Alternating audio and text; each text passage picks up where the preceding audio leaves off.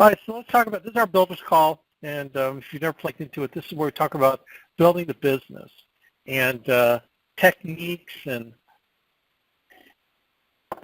mindset philosophies of building this awesome business and, why it makes sense, why maybe it doesn't make sense. Why doesn't it make sense to build a business? Well, you should not build a business if, number one, and I'm not doing my join me right now because I had a bad hair day this morning, and no, just kidding. And I'm not feeling it, not feeling the visual thing, but why should you not build a business? You should not build a business if you want to continue to make the instant income and not create permanent income. So you should not build a business if you don't want to build a long-term override income. You should not build a business if you want to continue to have up and down income. Like if you want to continue to have up and down income all based on your sales every week, then you should not build a business. You should not build a business if you want to continue selling till you're 80. You should not build a business. Oh, man. So why should you build a business? Well, for all this opposite reason. To smooth out your income. How about that? To grow your income, not based on your personal ability to perform. That's one thing I always wanted to do, is I always wanted to create income which was beyond my own ability to perform. I want to build my income on other people's desire to support and provide for their families. Like, talk about an awesome motivation to build a business whereby the people that you bring on board, your responsibility to help them grow their incomes to help them feed their families. And when they grow their incomes to help them feed their families, you earn your income to feed your family. And it's a total win-win situation. And the focus has to be on them, not you. So this is the kind of business that has the purity of intent where you help enough people get what they want and you get what you want, but the rewards are beyond just financial. It's one of those things that kind of God put in place, I think, where he tricks us into making money. We think we make money, but the rewards are beyond the money. It's the unselfish desire to serve other people. And that unselfish desire is really, I think, the crux of the whole thing is to give yourself away. The more you give yourself away, the more your cup is filled. The more you pour out, the more God pours in. And the more you pour out, the bigger your cup gets, so that he has more to pour in, so that you can pour out more, so that your cup gets bigger, so that he pours more in, so that you have more to give out to more people. See how that works? It's like this dynamic, right, where the more you give yourself away. But Alex, I'm so tired. I don't know that I have any more to give. Well, that's the part that your cup is bigger than you think it is. It's like, you don't trust that God has enough to give you. You don't trust that you have a big enough cup. Your cup's big when you think less of yourself and more on other people. That's when your cup expands, right? Your cup expands when your purity of intent changes from ego to unselfishness. And isn't that sometimes really the key to unlocking, going from frustration to freedom of fear and worry, right? Freedom from fear and worry. Alex, what do you mean? What do you mean? That's deep. That is deep. Yeah, it is a little bit. I was talking to the Columbus folks last night about this. One guy was saying, how do I fix my problem? Now, when someone asks that question, you're compelled to ask, what problem? Well, to ask him what his problem is, we start delving into personal stuff maybe, and then, trying to conform the training into what, and his problem might be similar to other people's problems. So I kind of brought it to a higher level because I think problems are really a higher level issue. Alex, what do you mean? I have a problem. I can't pay my bills, or my wife hates that I go out and make sales for NAA, or my kids don't know who I am, or I'm not spending enough time, blah, blah, blah, or I'm not making enough money. Sometimes, like, of all those problems, the not making enough money amplifies all the other problems, unfortunately. And so when he asked me, well, how do I get over my problem? He was really begging me to ask him, well, what's your problem? But I didn't go down that road because I didn't think that it was relevant. What do you mean it's not relevant? Now, by the way, gang, I have you on mute, so I'm really having this conversation with myself. This is how I talk all the time. Alex, what do you mean? This is how I talk to myself. So what problem? Problems are problems, man. We all got them. We all have them. We all have problems. We all have challenges. The positive mental attitude mode would say challenges. Yeah, life has challenges. Life has problems. Everything has. You got something to deal with, man. Everything, you got something to deal with. You got something to deal with whether you're in the business or not. People blame those things they're dealing with on the business, when in fact the problems were there even before the business. The only thing that the business did was it amplified it. The only thing the business did was hold a mirror up, or I should say a magnifying glass, up to the issues you have in your life, like it could be a relationship with your spouse, a relationship you have with your children, your relationship with God. Get mad at God for giving you these problems, not understanding what they are. It's not what it is, it's how you view them. Whoa, write that down. It's not what it is, it's how you view them. You can view anything differently. And that's what I'm trying to do, is trying to help you take a different look. So you hold up the magnifying glass by getting this business to the issues in your life. And it could be laziness issues, sloth issues, idleness issues in your life that you didn't know you had until you got into a business like this, where you actually have to take control over your schedule and over your finances and over your time. It's the challenges, the problems, like, the common problem when someone gets into business, the common one is schedule. How do I fit this in my schedule? And then the secondary problem is, how do I get money to pay for leads? I don't have enough money for leads. Those are the two common ones. And, you got into the business, and now you have those problems. You didn't have those problems before,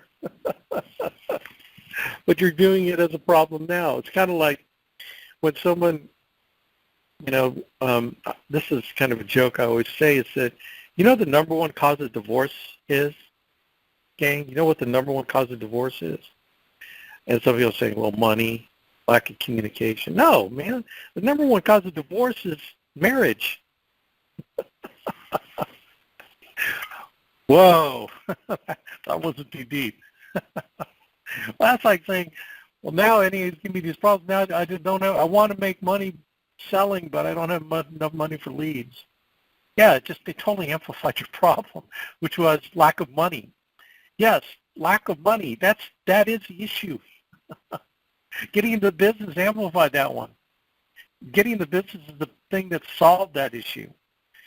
So what are you willing to do to solve that issue?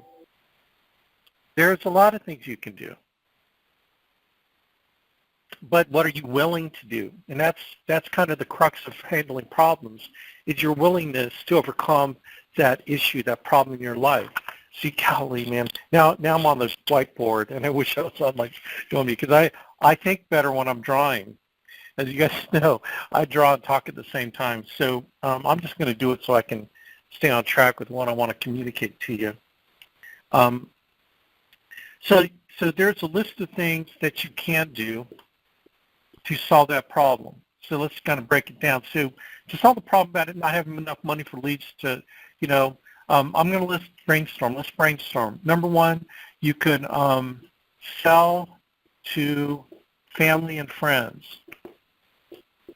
But Alex, I got into this business so I didn't have to. Right. I'm just giving you ways to solve your problem. My job is to give you options. Your job is to pick an option. Okay, this is not, remember, this is brainstorming. I'm not asking you yet what you're willing to do. You're asking me what can I do to solve that problem. I'm telling you what you can do. Sell to family and friends so you can earn money to start a GMR. What's another one? Pound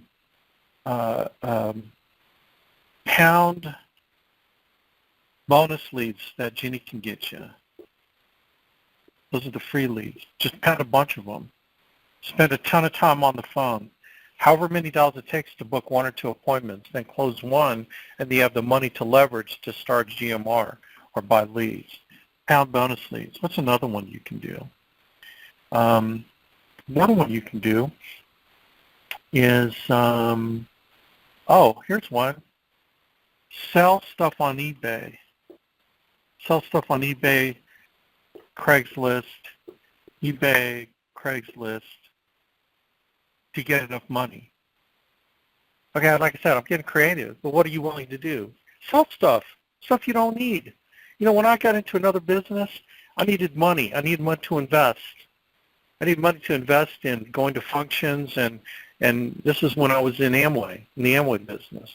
And I had all these guitars and amps that wasn't making me money. Well, it was making me a little bit of money. But I had all these extraneous things. So I systematically started selling guitars and amps to get the money to invest in my business. Here's what's interesting is once the first year I made $800,000 is when I started acquiring all those things I sold back. You get me? See what I'm saying? It was a temporary letting go of stuff that didn't mean anything.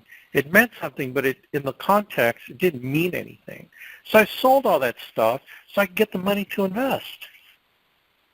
Did it hurt? Yeah, but my desire to get myself out of the dadgum problem of lack of money was more important to me than keep holding on to guitars, even some vintage guitars that I took a hit on.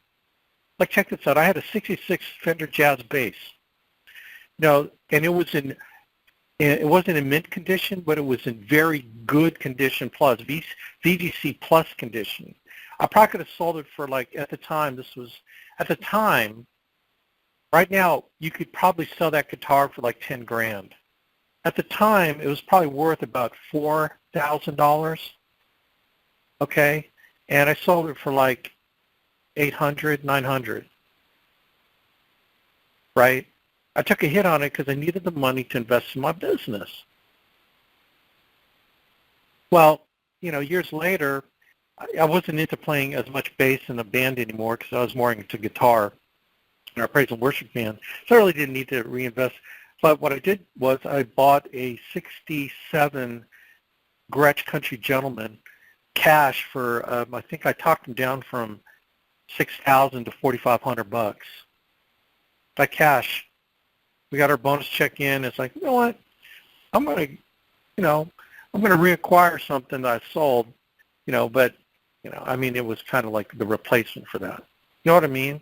And then I started buying vintage amps. I have this 55 Fender concert amp that I paid a ton for. No, it's 59. A 59 concert amp. Anyway, here's the point. The point I was willing to sell stuff, right? I was willing to sell stuff to reinvest in my business. What's another one? Sell to family, friends, pound bonus leads, sell stuff. Door knock. Door knock leads, bonus leads. How about this? if we can't get you bonus leads in your area, go to go to other counties where we can get you bonus leads that you can pound hard. Okay. There's all kinds of stuff you can do.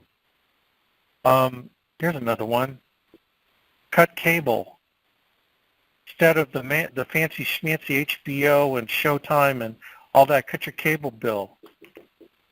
Right? Cut your cable bill from, spending $257 a month to basic cable, which is what, $20 a month?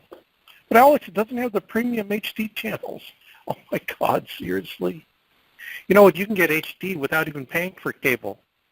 What do you mean? You're a thing called an antenna. You stick an antenna on a TV, these new kind of the new high def TVs, and you'll get high def. So you can totally cut cable. That's money for leads. Yeah, I'm giving you ideas. Well, Alex, I don't know that I could do that. Okay. Struggle then. Struggle. It becomes a problem. So here's the willingness. What are you willing to do? Willing to do. That's a big question mark. What are you willing to do? So the answer to that question will determine your success or failure in the business. Because the answer to that question is, there's one answer, which is pick and choose, PNC. Pick and choose what you're willing to do. Okay, that's one end of the spectrum. And then the other end of the spectrum is whatever it takes. Whatever it takes. Golly, I wish I was on my join me. So you got the pick and choose to whatever it takes. And the scale between, I'm writing pick and choose on the left and whatever it takes on the right. And there's this continuum between pick and choose to whatever it takes. And you can decide where you want to be on that continuum. That's kind of the secret to success in anything. Secret to success in anything in life. Why do you think the divorce rate is what it is? Okay, now I'm going to categorize the divorce thing. It could get touchy. But outside of, physical abuse, right, physical abuse, et cetera, those kind of issues that, certainly, you need to leave the spouse. Physical abuse and, mental abuse, all those things. Okay, so let's take those off the table, right? Let's talk about just, there's nothing normal about a relationship. Because you have a relationship, it's never normal. It's dynamic and fluid. But your commitment to your spouse is the pick and choose, or is it whatever it takes? I think that people stay married, high percentage of people stay married when they are willing to do whatever it takes to keep the marriage together versus picking and choosing what they want, what they like and don't like about their mate, right? What did I hear? I heard this thing that, what was it on the TWC, or I don't even remember on a conference call. They said that women marry men, men marry women and want them to stay the same, and women marry men and want them to change. Was that in the TWC? I think it was on the TWC. You guys can text me if you, you can text me because I have everyone on mute, but I think it was like that. Anyway. All right. So going on the spectrum, doing whatever it takes, I think people stay married longer. Well, when you kind of pick and choose what you like and don't like about your spouse, I mean, it's okay to not like or don't like things about your spouse, but when it comes to the decision, well, if my spouse doesn't change, then I am going to, TWC, that's right. If my spouse, the ultimatum thing, right? This is where the picking and choosing comes. It's the ultimatum. I'm so tired of them, blah, blah, blah, blah, Anyway, so the business, same thing. You'll divorce the business because you're in pick and choose mode versus whatever it takes mode. Then it's easier to make the decision you need to make this business work, right? So the issue, I don't have enough money for leads. Well, sell to family and friends. Pound bonus leads, sell stuff. Door knock leads. Go to other counties where we can get you bonus leads. Cut your cable bill. Cut expenses. Cut expenses temporarily so that you can reinvest in the future. Here's another one that I like. I was talking to someone, and she said, our tax return. Once you get our tax return, I go, oh my God. I forgot about that part. This is this time of year. I guess I don't think about it.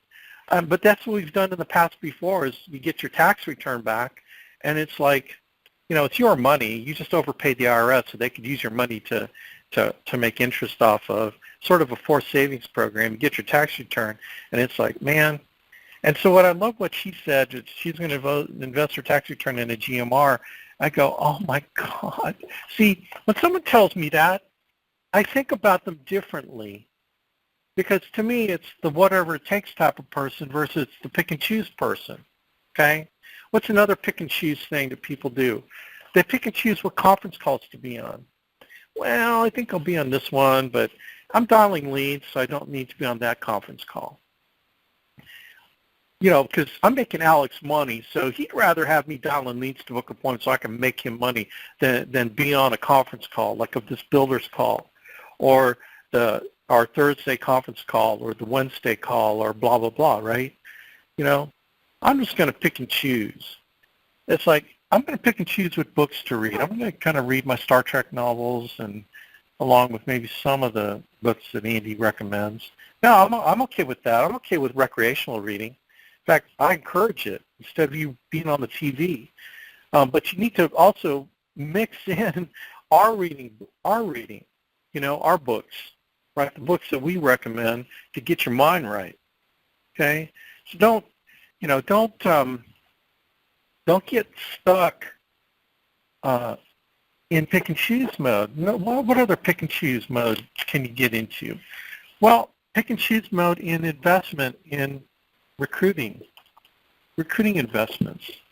Now, again, like going back to I don't have enough money for leads, there's also I don't have enough money to show the plan. Okay? Well, there are free things to show the plan. I don't know if Craigslist is free anymore. Can someone text me and let me know? There's some places where you can still do Craigslist for free, I think, but there are a lot of cities that they charge you $25, some $75, something like that. All right? Okay, let's solve the problem about investing in recruiting. Okay? You can show the plan to family and friends. So you can sell to family and friends. You can also show the plan to family and friends. Okay, bonus leads. Our bonus leads on the recruiting side are resumes. We can get you resumes. Resumes in our resume bank of all the resumes we've downloaded, and we can get you, 50 resumes a week or something like that. And we've actually had some tremendous success. I think MC has been emailing and contacting those people. We're getting good stuff out of it. Most are $15, or $25, but some are smaller. Some smaller areas are still free. Okay, yeah. So smaller areas are still free. So recruit in all those smaller areas. You might have to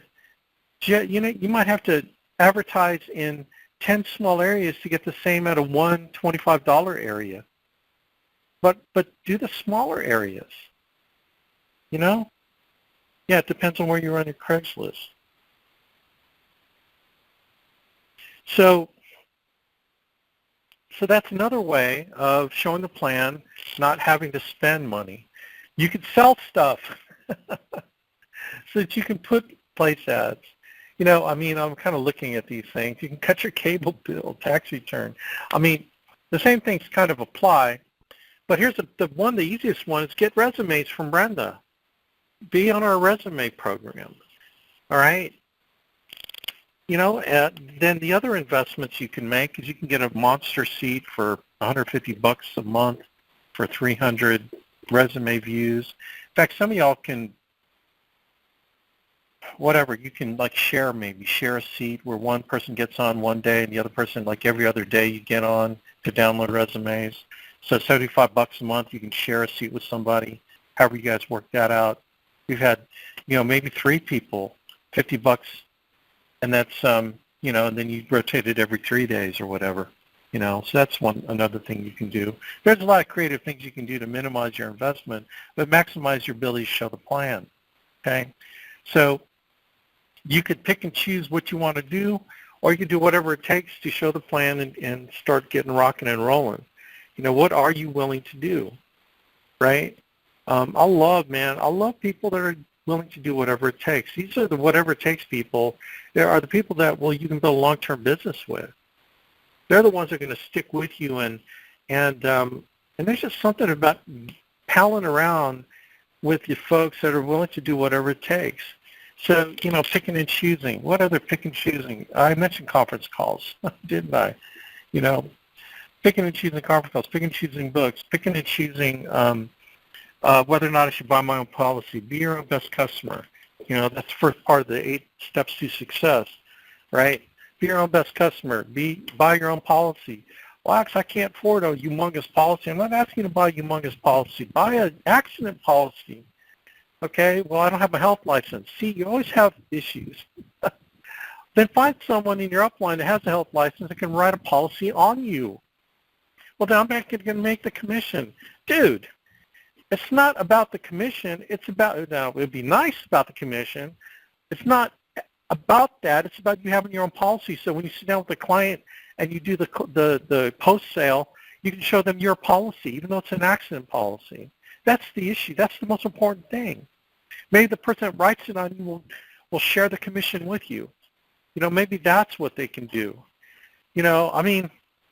Look, let's get creative. Let's do whatever it takes. That's whatever it takes. Don't compromise on being your own best customer, because you need to believe in you.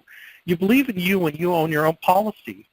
That's just kind of what happens, right? You own your own policy and you believe in you.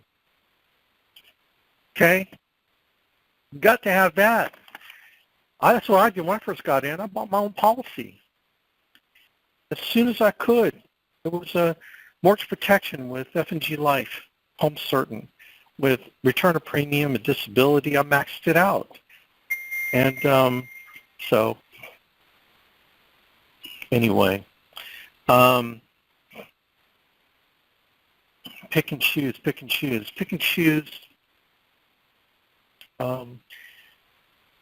Yeah, right. Mutual of Omaha.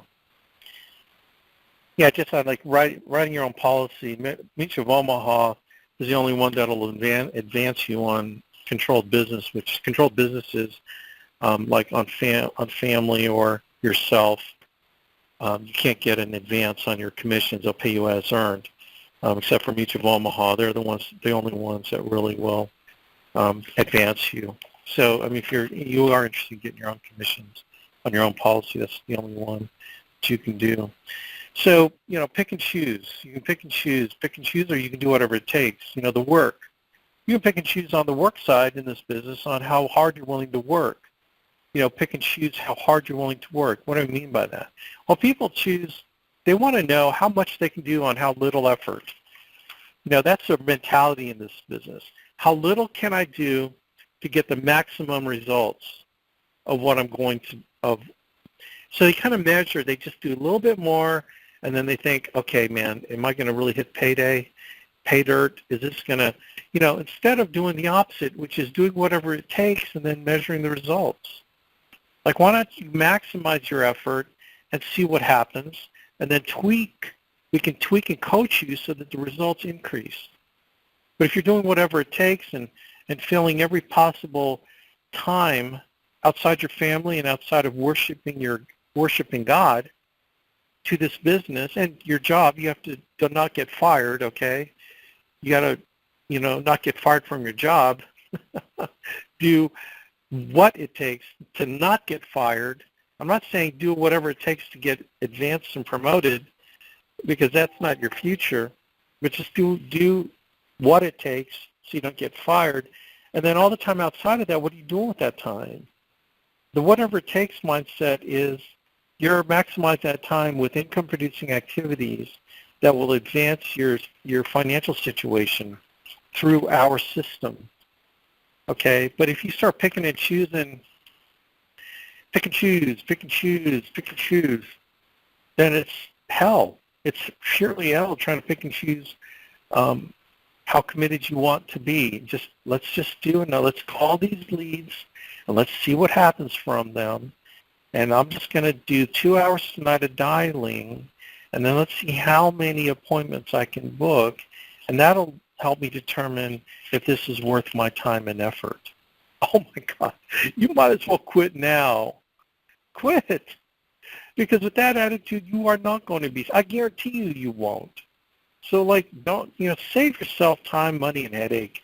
Just get the heck out of the business, all right? Please, Now, having said that, if that's the only time you have, those 2 hours, because you don't have any other time, and you have 4 hours the next day to run appointments, God bless you then. You're doing whatever it takes, in my opinion, if that's the only time you have. So utilize that time wisely.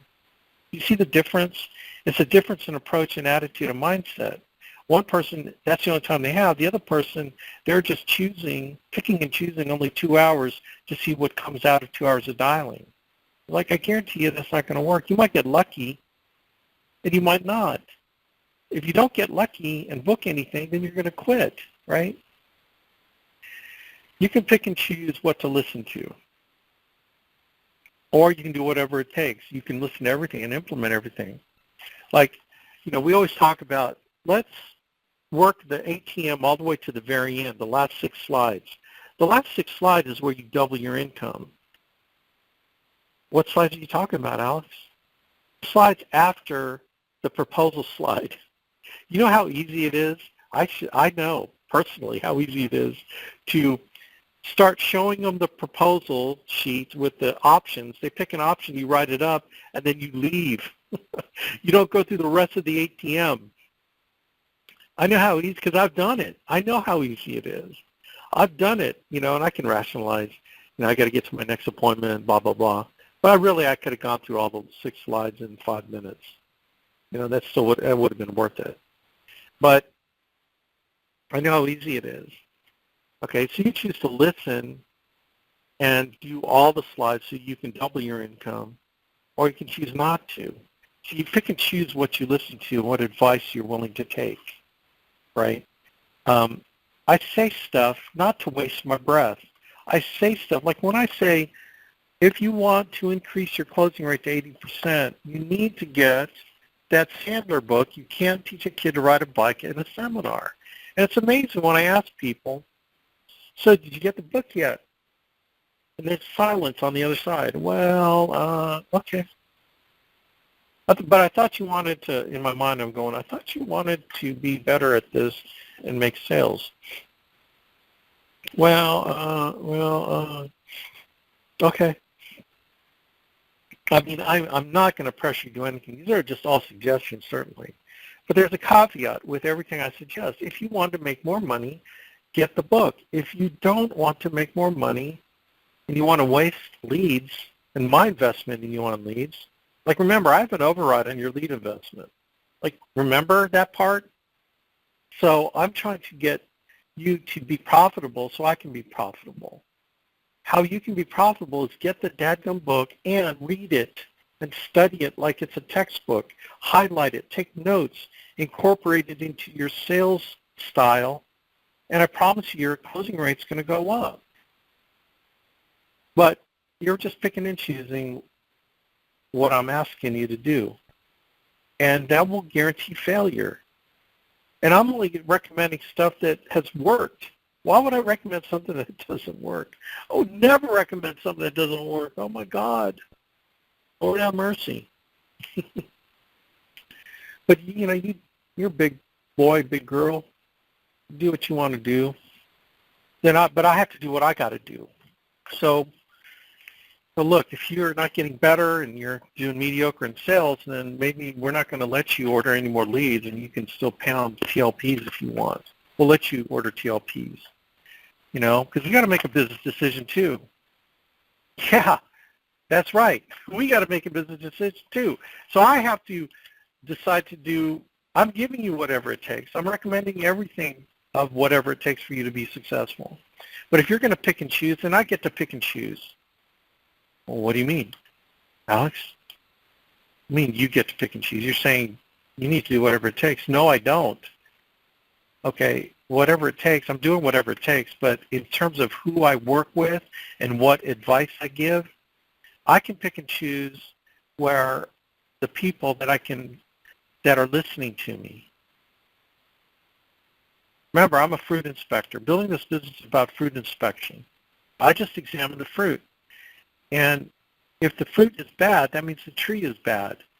That means I try to resurrect the tree. I try to put fertilizer on it, manure. I put a bunch of crap on it, and it still doesn't grow. Well, then I'm probably wasting my time. I'm not into wasting my time, so I get to pick and choose who I work with and give advice to that they will listen to. Because when you listen to my advice, I will give you more. But when you don't, I will give you less. I will give you nothing, because it's just wasting my breath. I'm not in this to waste my breath. I want to make my time valuable to the people that value it and value the advice I give them, because I'm giving them everything that Andy Albright ever gave me. So you can pick and choose what advice, I suppose, that you can implement, but then I get to pick and choose whether or not I invest my time and money and emotion in you and all my good advice on you. That's threatening, Alex. No, it's business, gang. It's business. All right? I like you. But, all right. We already talked about picking and choosing what to read. Picking and choosing what to attend. It says attend all meetings on the 18 player. If you can tell, I'm going down the 18-player steps and what you can pick and choose. Attend all meetings. I talked about conference calls, Now, look, the bonus meetings like Instant Thunder, those are bonus meetings. You can pick and choose that. But if you're in a whatever it takes mode, then I would do whatever it takes to get there. If you have opportunity to, if you have an opportunity to get around the top people in the business that are teaching in a very intense training environment like an Instant Thunder, if you're a whatever it takes person, you're not going to compromise what you want to accomplish in the business, so you're going to go. Well, when you're in pick and choose mode, but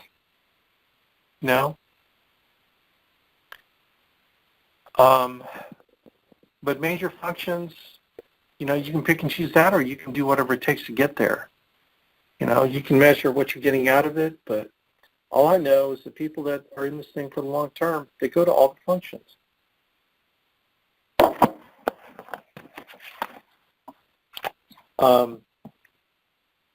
Be teachable and be accountable.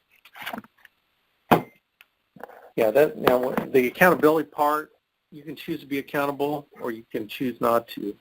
The accountability part is a character issue, I believe. Being teachable is an attitude, having a teachable attitude.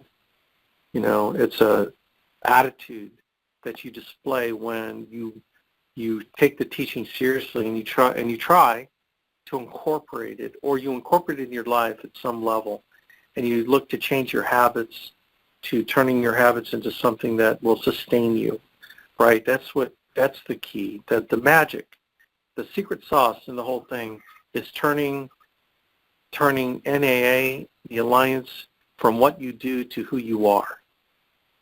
That's the secret sauce right there.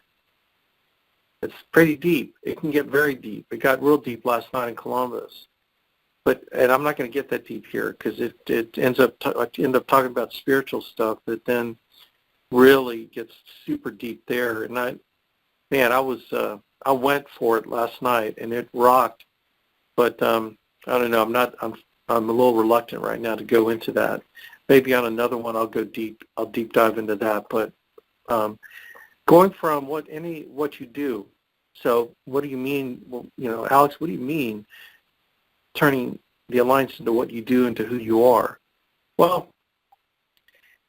you look at your roles in life, and you look at who you are in life, and your role as a father, as a spouse, father, as a husband, as a wife, as a mother, as a child of God, as a mentor to others, a leader, as a follower.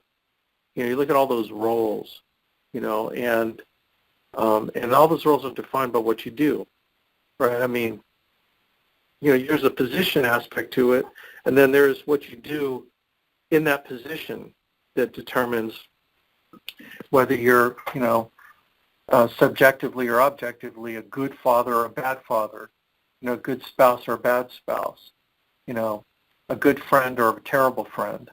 It's all in what you do.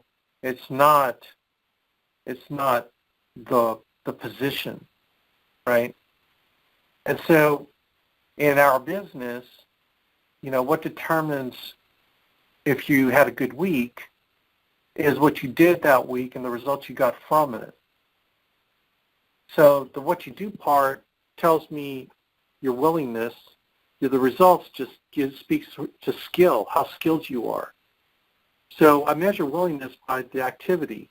Like Andrew, I used you as an example last night of what you were willing to do. 695 dials is like totally insane. I think that was the number. To book 15 appointments to get what you got. And all kinds of bad things. And even though the ratios weren't very good after the number of dials, the ratios were not that great. But because of the sheer level of what you were willing to do, you still made it an awesome week, even though all your individual ratios weren't that good. So yeah, that's what it's like, dadgum, I could coach that.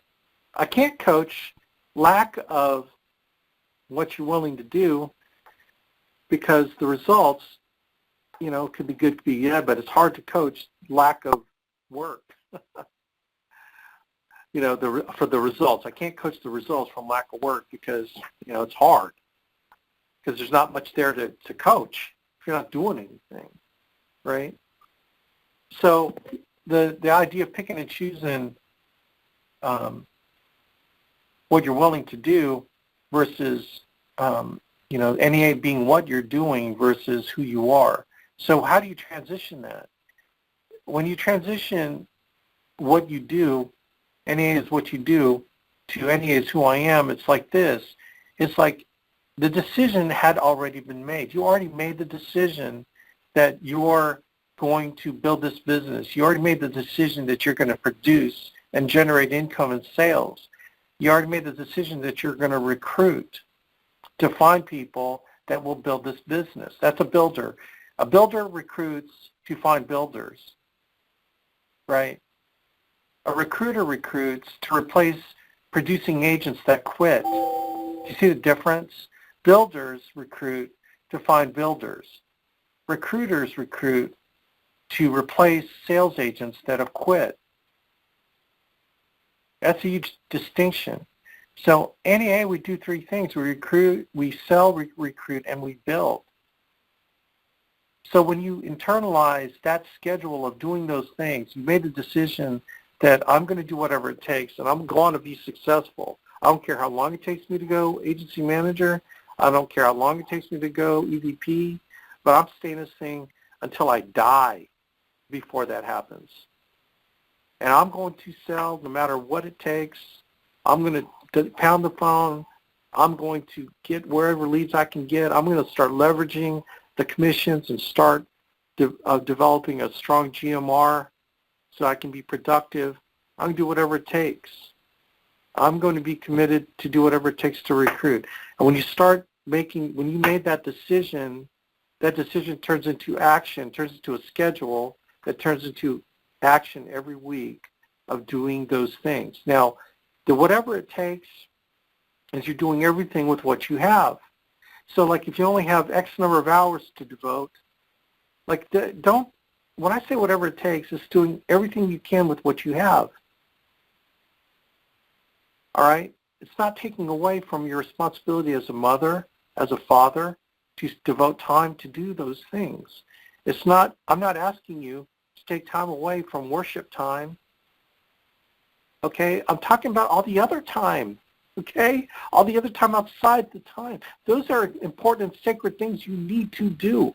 But tell me what you're doing with the other X number of hours a week.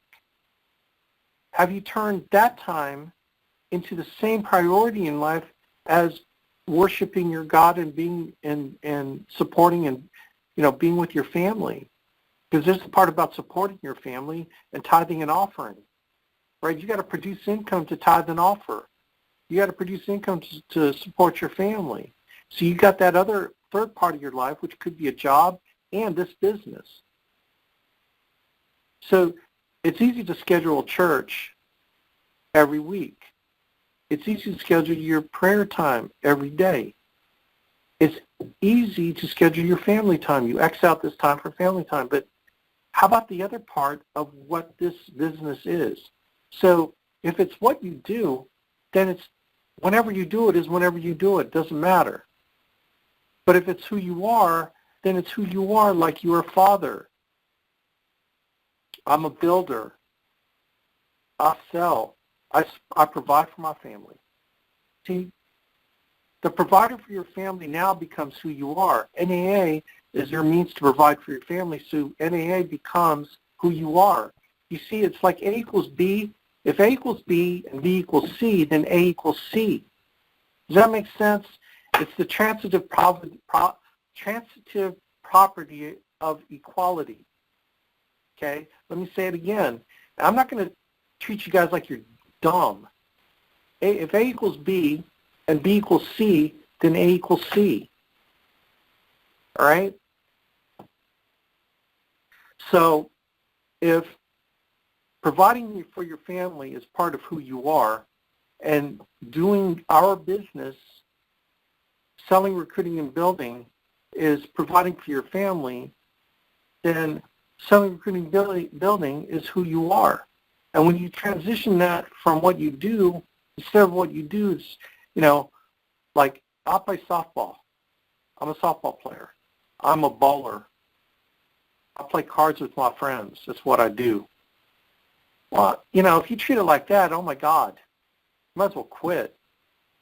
But if you treat it like who you are, then you're gonna do whatever it takes to provide for your family. And until you make that transition where this becomes outside of thinking about God and thinking about your family, your life is consumed with thinking about this business, then it becomes who you are because you think about it all the time. I'm obsessed about this business. Everything, I'm obsessed with providing for my family. So I think about this business as a means of providing for my family all the time. It's always on my mind, always. I got my mind on my money and my money on my mind. Got my mind on the business and the business on my mind. Okay, because business equals money. We're not going to do that, but does that make sense? Oh my gosh, right? Revelation. I hope then light bulbs are going on, because the decision has already been made. So no longer do you have to keep making the decision. We talked about decision fatigue a few conference calls ago.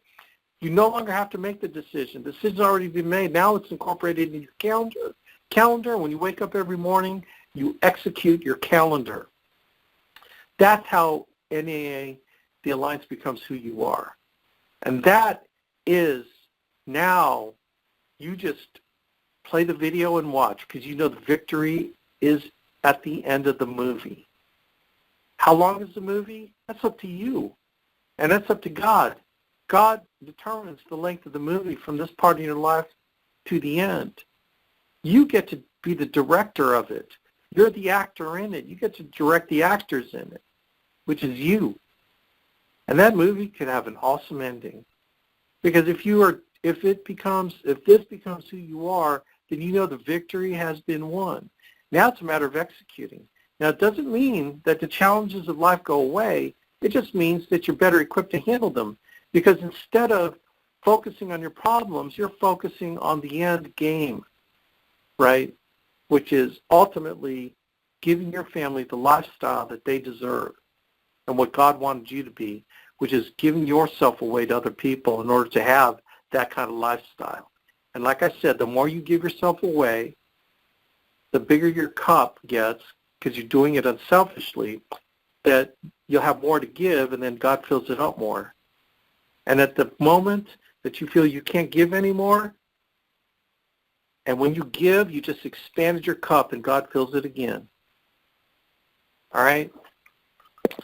So, man, I hope you guys, wow, I can't believe people are still on here. So that was just sort of a flow of consciousness. I hope it helped y'all. And so, man, let's rock and roll this week. Like, think about what I said and then act on what I said. Now, you can pick and choose what I said, or you can implement what I said. And it won't be perfect. It never is perfect. I'm not perfect. I'm still trying to get better at this part I'm teaching you. Remember, every time I teach, I'm teaching to myself. You might think that you're getting something from it, like I'm teaching you, but actually you just are listening in on my conversation to myself, all right? So I hope you got something from me telling me what I need to do and continue to do, not pick and choose, but to do whatever it takes to go all in. So anyway, God bless, gang. Appreciate you all spending some time with me. And I'll make this MP3 available if you want to re-listen to it or you want to pass it out to someone else. All right, man. God bless everybody. Rock on. Take care. Have an awesome week. See ya.